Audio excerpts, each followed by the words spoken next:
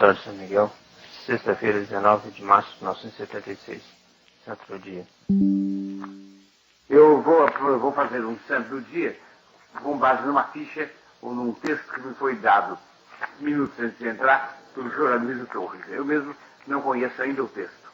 O texto é tirado do livro Suma dos Dons de São José, do padre Isidoro de Isolano, dominicano do século XVI, um dos primeiros teólogos católicos a atacar Lutero. É de longe o mais importante doutor da teologia sobre São José. Essa ficha parece que contém dados muito interessantes a respeito de São José e o espírito da contra-revolução. Aqui se trata do capítulo 7º. Não está muito conforme com os mistérios das Sagradas Letras essa nobreza de sangue tão louvada em São José. Aquele cuida de São José enquanto nobre de sangue. Os senhores sabem que São José era ao mesmo tempo trabalhador manual, carpinteiro e, como tal, pertencente, ao menos do ponto de vista econômico, à camada mais modesta da sociedade. Mas, de outro lado, que ele era descendente do rei Davi e de toda uma linhagem de rei de Israel. A casa de Davi decaiu, e com o tempo ela perdeu o trono e afastou-se do poder. A sua família continuou a morar em Israel, em Judá, mas cada vez menos influente, menos poderosa e menos rica. A tal ponto que quando, afinal, da raça de Davi, nasceu aquele que era, na intenção de Deus, a razão de ser da raça, que era nosso Senhor Jesus Cristo, quando nasceu aquele que era a esperança e alegria de todo o povo e que deveria ser um filho de Davi, a casa de Davi, da qual ele nasceu, estava no auge de sua decadência. Os senhores veem isso, São José, um trabalhador manual, um mero carpinteiro. É bem verdade que nessas sociedades muito rudimentares, as classes sociais e as classes econômicas não se diferenciam de um modo absolutamente tão nítido quanto nas sociedades mais desenvolvidas. E que nem sempre é um sinal de muita decadência econômica o fato da pessoa ter pertencido a uma grande família e passar a exercer um trabalho manual. Eu conheço zonas do interior do Brasil, por exemplo, em que das melhores famílias do lugar há gente que é, por exemplo, chofer de praça, carregador da estação, qualquer coisa assim. Mas que depois se casa com ramos mais ricos da família e que depois sobe de novo. E, portanto, esta situação de São José não queria dizer necessariamente tanta prostração quanto seria um descendente de reis que chegasse a ser hoje em dia trabalhador manual. Mas ao menos se pode dizer que era, na ordem econômica das coisas, o mínimo que uma pessoa pode ser. Esse era São José. Então São José, operário, pode ser e deve ser cultuado enquanto operário. Mas São José pode e deve também ser cultuado enquanto príncipe da casa de Davi.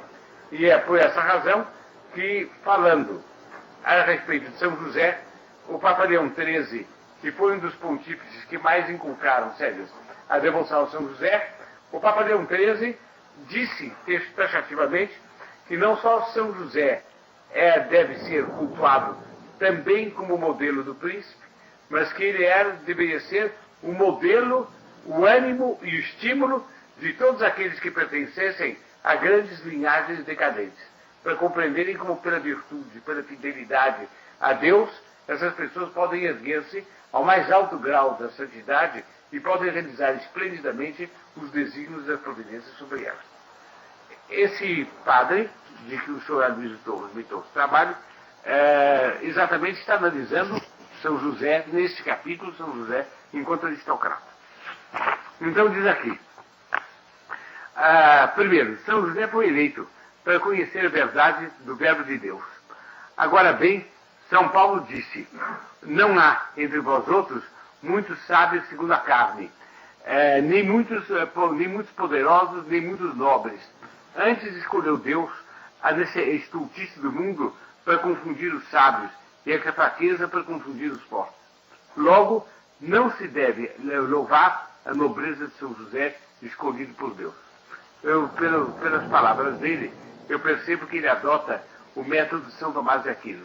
São Tomás de Aquino adota, não é sempre, mas o mais das vezes, o seguinte método. Ele pergunta, por exemplo, sobre São José, no método dele, ele perguntaria: deve ser São José louvado também enquanto nobre? Então ele dá primeiro as razões pelas quais parece que não deve. Então, um argumento, dois argumentos, três argumentos. Depois pergunta: deve ser louvado como nobre? Parece que deve. São os argumentos positivos. Depois ele passa como quem está fazendo uma conta corrente. Ele tem o débito, ele tem o crédito, ele tira a conclusão no fim. Tá bem, se tais são os argumentos pró e tais argumentos contra, como responder? Então ele refuta os argumentos da tese que ele quer refutar, faz alguma grande citação em abono da ideia dele, sobretudo citações da Sagrada Escritura, e depois então ele tira a conclusão. Ergo conclusum est. É o método lógico perfeito. E está percebendo que ele adota então esse processo. E ele então começa por dar as razões pelas quais não se deve louvar a nobreza de São José. E aqui está uma razão tirada de São Paulo. São Paulo, comentando, dirigindo-se aos primeiros católicos, ele diz: entre vós não há muitos que sejam muito cultos, nem muitos que sejam muito nobres, nem muitos que sejam muito poderosos de acordo com o mundo. Mas, desde que sirvam a Deus, isso basta. Então ele concluiria, daí se tira um argumento contra a nobreza, como contra a cultura, como contra o poder. São coisas sem importância, não devem ser louvadas. É o primeiro argumento que depois ele vai rebater. Depois ele continua: isso mesmo se confirma com a autoridade da glosa sobre essas palavras do apóstolo. O Deus humilde veio buscar os humildes, e não os poderosos, entre os quais são considerados nobres pelos mortais. No século XVI, os nobres eram considerados poderosos. Na reviravolta das coisas de hoje, um diretor de sindicato é o mais das vezes mais poderoso do que um duque. Mas no século XVI, o nobre fazia parte da categoria dos poderosos. Bem, então ele diz: se é verdade que nosso Senhor Jesus Cristo, ao encarnar-se, não veio procurar os poderosos, não veio, portanto, procurar os nobres, não há importância em ser nobre. E logo não se deve louvar São José enquanto nobre. É um outro argumento. Bem, ele passa adiante. Terceiro, a humildade de Deus foi extrema na encarnação. Agora bem, mais humilhação era escolher um pai putativo a um pobre do que um nobre. Logo, não deve elevar-se à nobreza de São José. Não sei se está claro a argumentação, mas está muito bem desenvolvida. Nosso Senhor Jesus Cristo veio para se humilhar. E vindo para se humilhar, ele procurou um pai putativo. O que quer dizer putativo? Putativo vem da palavra latina putare, quer dizer imputável. Um pai a quem se atribui a paternidade. Não era o verdadeiro pai. Então, nosso Senhor Jesus Cristo veio procurar um pai que lhe fosse atribuído. No estado de humilhação, ele veio procurar um pobre. Então, não tem importância que esse pobre seja nobre. Ele também não olhou para isso, ele olhou só para o lado da pobreza. Ser nobre não vale nada. Como o raciocínio está muito bem desenvolvido. Agora, ele continua. 4. A nobreza não parece ser outra coisa senão a antiquidade das raças, das riquezas, como disse Aristóteles. E José, pobre, até o ponto de temer de exercer ou de ter que exercer o ofício de carpinteiro para ganhar o pão de cada dia,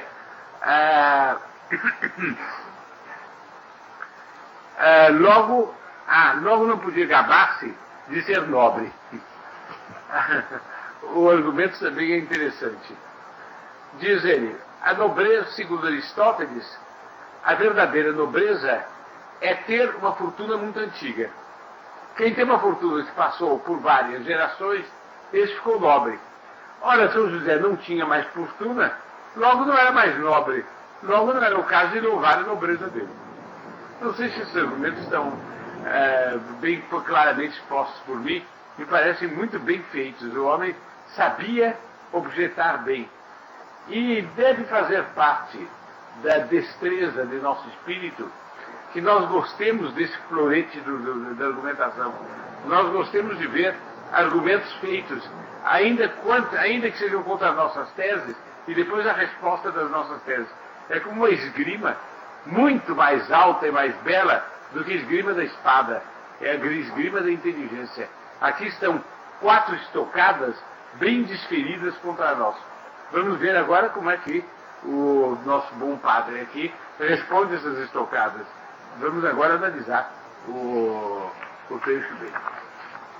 Bem, para solucionar essas dificuldades, tenha-se em conta que a nobreza humana pode considerar-se em sua causa, em sua essência, em sua ação. Está bem lançado. Quer dizer, para responder, começa a ver o que é a nobreza. Está muito bem. Para depois desencaixar daí os argumentos contrários.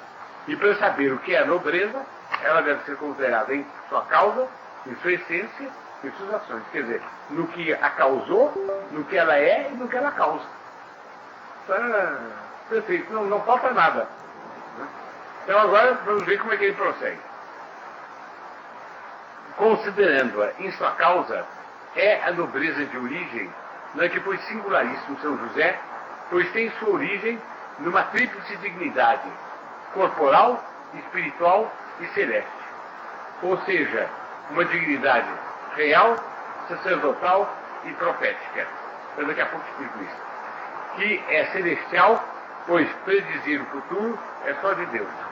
Davi foi rei, Abraão foi patriarca, Natan, profeta, e os 3 foram antepassados de São José.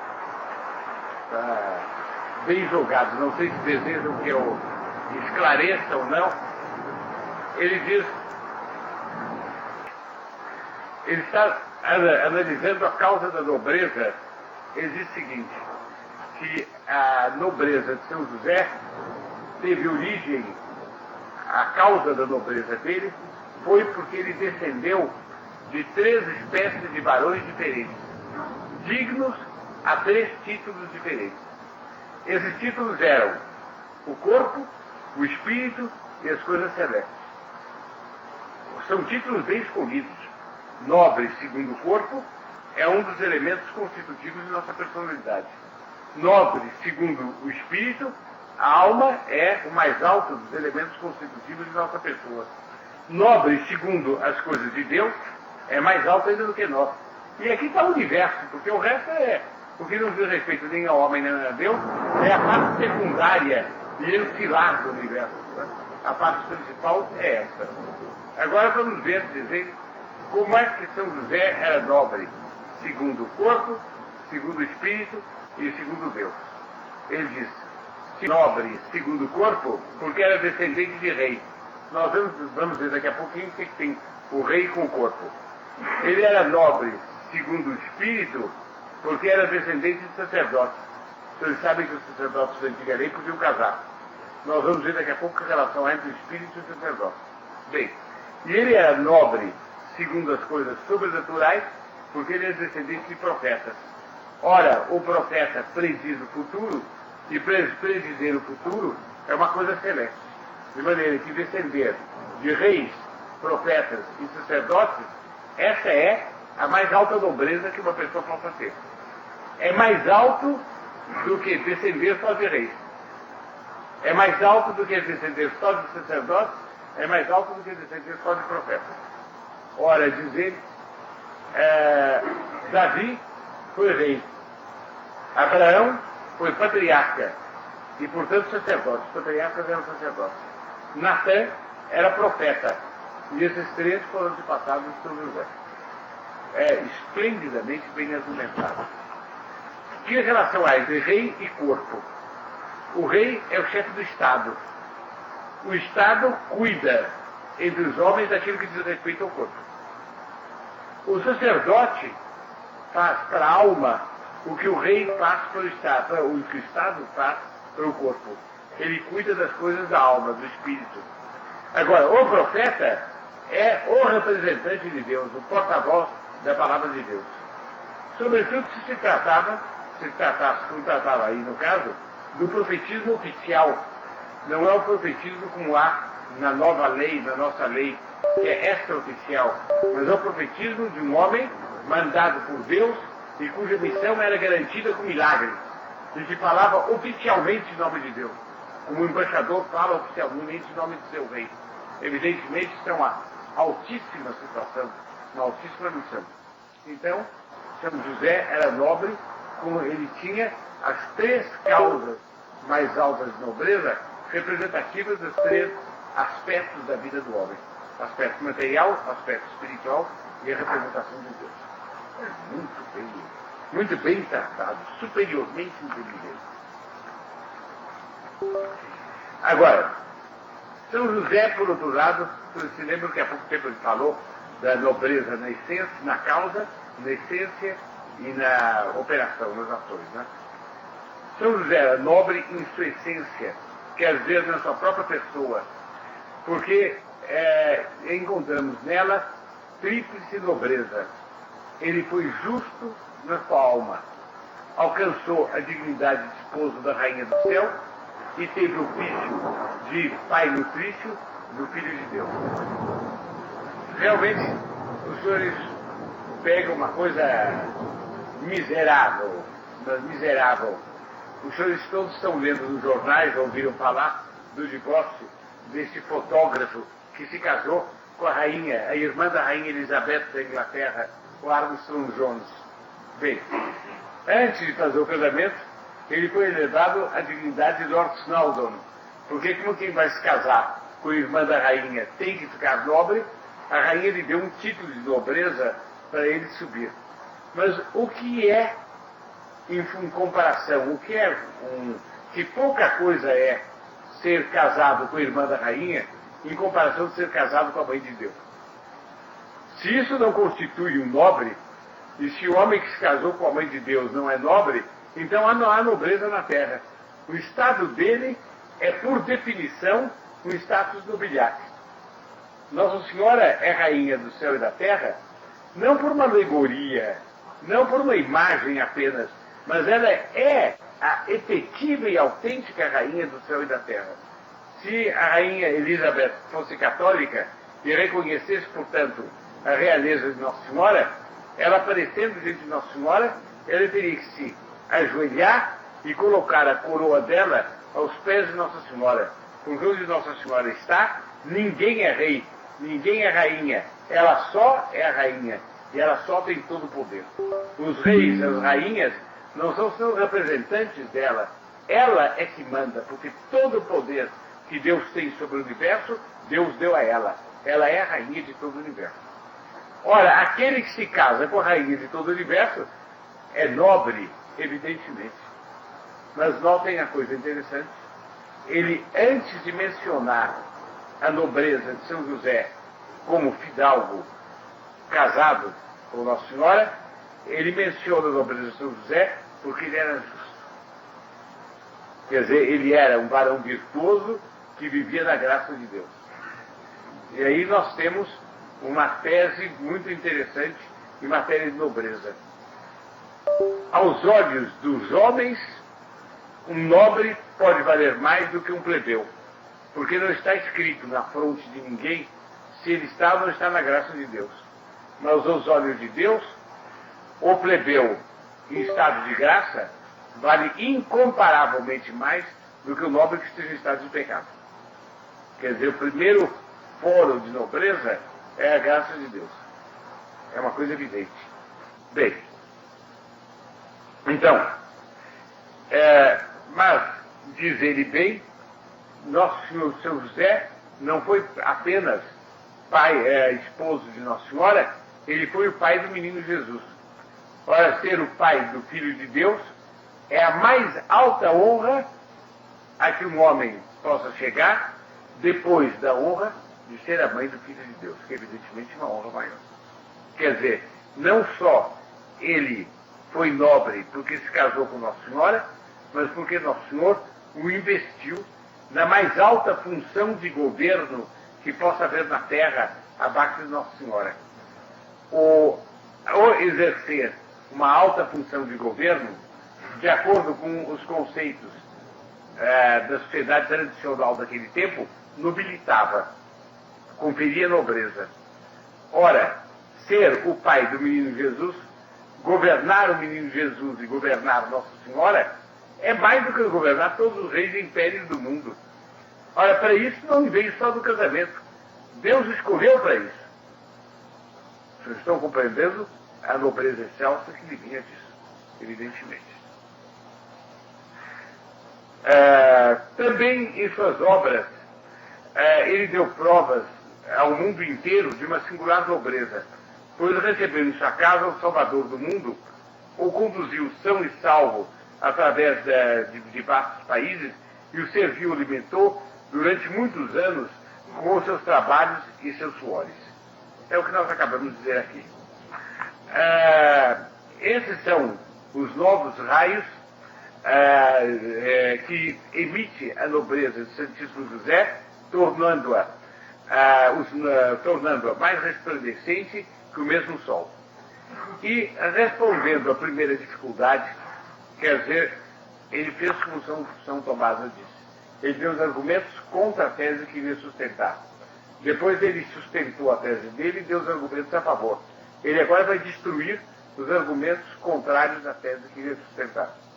Bem, então ele toma aquela tese inicial de que Deus não veio procurar os nobres. Então, não, que entre os primeiros católicos havia poucos nobres. Ele diz, respondendo à primeira dificuldade, São Paulo se refere aos pregadores que levariam a fé ao mundo. Deviam ser a origem humilde, de origem humilde e simples, para que não se atribuísse a seu poder a sabedoria e a dignidade das maravilhas que obrava a graça de Deus mediante seu mistério, o ministério deles. Restando daí glória à cruz de Cristo.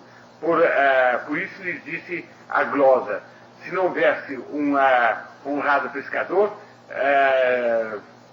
teríamos poucos pregadores humildes. O pensamento é o seguinte: era natural que entre os primeiros católicos houvesse poucos nobres, e daí não se tira nenhum argumento contra a nobreza. Porque se entre os primeiros católicos houvesse muitos nobres, muitos poderosos, muitos ricos, dir-se-ia que o Evangelho conquistou toda a terra por causa do prestígio desses homens. Muitos sábios. Ora, não foi isso. Não houve nem nobres, nem sábios, nem poderosos, nem ricos. Foram homens simples que conquistaram, de onde o milagre fica patente. E não é porque não gostasse da nobreza, ou não lhe desse valor, mas era para glorificar mais especialmente a Deus que foram escolhidos homens de uma condição modesta por esse primeiro passo. Está muito bem argumentado. Agora vem outra razão. Mas não era apropriado que o Rei dos Reis convivesse na intimidade com quem não era nobre nem de espírito nem de sangue. Quer dizer, não era conveniente, não era adequado que o Filho de Deus convivesse com um homem que não tivesse ao mesmo tempo as duas nobrezas, a nobreza da alma e a nobreza do sangue. Vocês estão vendo como ele coloca, portanto, no galarim a nobreza do sangue. Não procedia, não era razoável que aquele a quem servem milhões de anjos escolhesse por pai a quem não fosse nobre de linhagem, nem tampouco que a Virgem escolhida por mãe e que admiram os moradores de Jerusalém Celeste fosse desposada por um homem de origem plebeia. Já sabemos que humildade não é incompatível com nobreza, mas que, pelo contrário, é o seu melhor ornamento, pois, quanto maior é um, tanto mais deve humilhar-se em tudo. Deus ama singularmente aos humildes, e assim disse a Santíssima Virgem, porque ele olhou a humildade de sua serva, por isso todas as suas gerações me chamarão bem-aventurada. Está muito bem argumentado. Está muito bem argumentado. Ele diz o seguinte, que o que é próprio da nobreza, Deus de fato ama eminentemente a humildade. Mas a humildade não é só a virtude dos plebeus. É a virtude dos plebeus, mas é também a virtude dos nobres. Porque é a virtude dos grandes e também a virtude dos pequenos. O que é humildade? A humildade é a verdade. É humilde aquele homem que olha para si, reconhece a verdade a respeito de si mesmo, se contenta com o que é, não quer ser mais do que é, nem menos do que é, porque Deus Nosso Senhor, que manda nele, o colocou na posição que ele tem. Isso é o ser humilde. Bem, e por isso, diz ele, uma pessoa pode ser muito humilde, embora sendo muito grande. E ele cita exatamente as palavras magníficas. Quer dizer, porque olhou a minha humildade de Nossa Senhora, todas as minhas gerações, todas as gerações me chamarão bem-aventurado. Quer dizer, ele me colocou no ápice porque eu era humilde. Quer dizer, eu tinha a respeito de mim uma ideia perfeitamente precisa. Se a grandeza fosse incompatível com a dignidade, com a humildade, colocando Nossa Senhora em tal grandeza, Deus Nosso Senhor teria impedido ela de ser humilde. Ora, ela foi humilde até o fim da vida, sendo a maior das meras criaturas. Logo, entre grandeza e humildade não há incompatibilidade. Um argumento que não permite resposta. Pura e simplesmente, é perfeito. A terceira, contestamos que a encarnação, o terceiro argumento, que a encarnação revelou a suprema humildade de Deus. Primeiro, o revestir-se da carne humana. E veio passar das Escrituras, ele se aniquilou tomando a forma de servo, quer dizer, de escravo. Segundo, por sua humilde vida, aprendi de mim que sou manso e humilde de coração. E terceiro, por acercar-se pelas terríveis dores de sua paixão. Olhai e vede se a dor comparável à minha dor. Contudo, nem sempre apareceu no exterior com a mesma humildade, mas pelo contrário, mostrava a sua grandeza quando convinha. Assim vemos que ele ensinou com autoridade, fez milagres e ressuscitou vitorioso dentre os mortos. Também está muito bem argumentado. Ele diz, tanto é verdade que a grandeza e a humildade não se excluem, que em Nosso Senhor tiveram uma aliança admirável. Ninguém na vida foi mais humilde do que Nosso Senhor Jesus Cristo, mas ninguém teve grandeza maior do que a dele. E ele mostra três formas da grandeza de Nosso Senhor, o ensinamento de Nosso Senhor. Ensinar é uma coisa que é um atributo da grandeza. Ele mostra, de outro lado, o poder de fazer milagres de Nosso Senhor, a ponto de ressuscitar o morto. É manifestar uma grandeza que ninguém tem.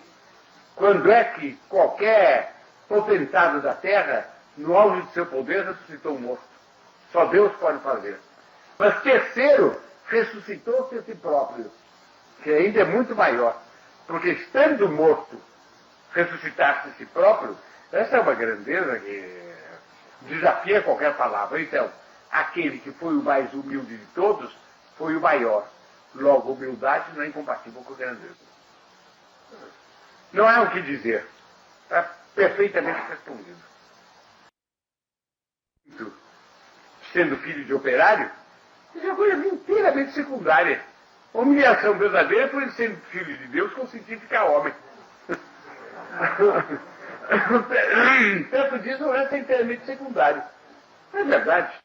Filho de Deus consentir ficar homem, o resto o que é? É inteligente, sabe? O senhor escolhe bem seus autores, viu? Bem, por último, foi pobre em bem de fortuna, mas não na excelência de sua pessoa, que é o verdadeiro fundamento da nobreza, como já foi declarado. Além disso, ele careceu do supérfluo, mas não do necessário. Nem tampouco se opõe à nobreza o ganhar o pão com o suor de sua fronte.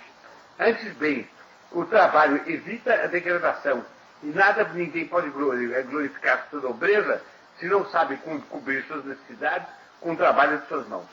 A natureza que dá essa nobreza aos homens aborrece a ociosidade, combatendo-a com todas as suas forças. E assim diz Aristófanes, todo que era ordem, que trabalha, ordena sua operação obrar.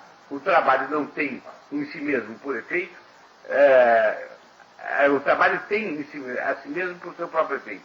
E também Deus e a natureza nada fazem inutilmente. O princípio que ele desenvolve aqui é muito interessante. Ele diz o seguinte, que o trabalhar com as suas próprias mãos, de si, não destrói a nobreza. Porque não há uma incompatibilidade radical da nobreza com o trabalho manual. O trabalho não é uma vergonha, o trabalho manual não é uma vergonha, não é um pecado. O trabalhador manual, por ser um nobre, pode estar reduzido à condição de trabalho manual, mas com isto ele não perde a sua nobreza. Ele pode readquirir de futuro a sua nobreza, porque ele não fez uma ação vexatória, uma ação criminosa. São José foi assim. O que ele fez com o seu trabalho manual foi tudo quanto havia de mais nobre e de mais alto. E por causa disso não se pode dizer que ele tenha desmerecido da nobreza dos seus antepassados trabalhando manualmente. Há regiões da Europa, enquanto eu estava imobilizado por causa do desastre do automóvel, eu li um livro sobre a nobreza. Aliás, é o único livro que me caiu nas mãos até hoje, direto e exclusivamente sobre a nobreza, e muito mal escrito, porque o autor, um professor de uma pequena universidade de Paris, reconhece que expressamente sobre a nobreza quase não há livros. O que, aliás, é um escândalo, porque era uma das três classes sociais da antiguidade. Mostra o facciosismo dos estudos históricos, não haver até agora um estudo sobre a nobreza. Bem, mas ele então mostrava que em certas regiões da Europa havia essa delicadeza de alma. Quando um homem de uma família nobre perdia a fortuna e era obrigado a trabalhar com suas próprias mãos, não se dizia que ele tinha perdido a nobreza. Dizia-se que sua nobreza estava en sommeil. A expressão é muito bonita, em estado de sono. E que ela despertaria no dia em que as suas condições materiais lhe permitissem viver num estado nobre. É linda a expressão. Exatamente porque ele está fazendo, é um infortúnio, ele ficou pobre. Ele está trabalhando, mas não está fazendo nada degradante. É verdade que não se pode dizer, um homem virou, por exemplo, copeiro, não fica próprio dizer para ele, Alteza, me traga uma caçambu. A nobreza dele entrou num estado de sono.